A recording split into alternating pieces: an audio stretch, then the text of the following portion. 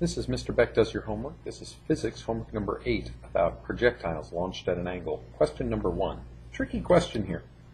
A stone is thrown from ground level at 73 meters per second. Its speed when it reaches its highest point is 53 meters per second. Find the angle above the horizontal of the stone's initial velocity. So what we have here is we have a stone that's thrown at some angle. I don't know what the angle is. I know that its initial speed is 73 meters per second. So this is a velocity. But I know the stone's not going to follow that path. What's going to happen is it's going to start in that direction, and then it's going to fall off of that path, and it's going to make a nice parabola as it comes up and over and back down. Now what's it saying here? Its speed when it reaches the highest point is 53 meters per second. Well, the highest point is right here. What do I know about the highest point?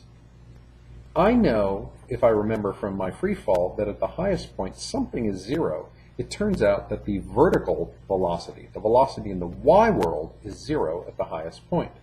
But how can it be true that the velocity is zero at the highest point when the velocity is 53 meters per second at the highest point? Well, when it gets to this point, it's always flying along this path. At this point, the velocity would be directed straight over in this direction. And that velocity is all horizontal. So while the y velocity is zero, this must be the x velocity. And that must be 53 meters per second.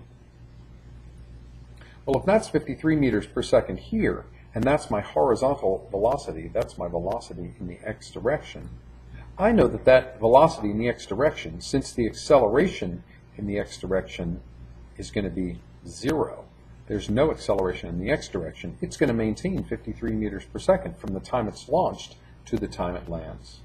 So this 53 meters per second here was also the velocity in the x direction here when it took off. So this is also 53 meters per second. Now I've got myself my initial velocity, which is the monster, which is sitting there neither in the x world nor the y world. But now I know that if I complete this triangle, this is my velocity in the x world.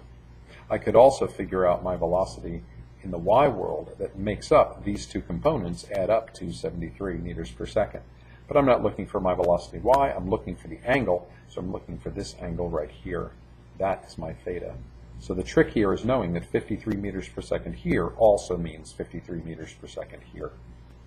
So now I've got an angle, I have an adjacent side, and I have a hypotenuse. And I know that the cosine of the angle is the adjacent over the hypotenuse. So I know that the cosine of this angle that I'm looking for is going to be, for me, 53 over 73. So if that's the cosine of the angle, I know that the angle is going to be the angle whose cosine is, which is cosine to the negative 1 on your calculator. For me, 53 over 73. So once you get this trick, then you should be able to figure out what's going on there. So that's going to be theta. And make sure your calculator is in degrees or you will get this wrong.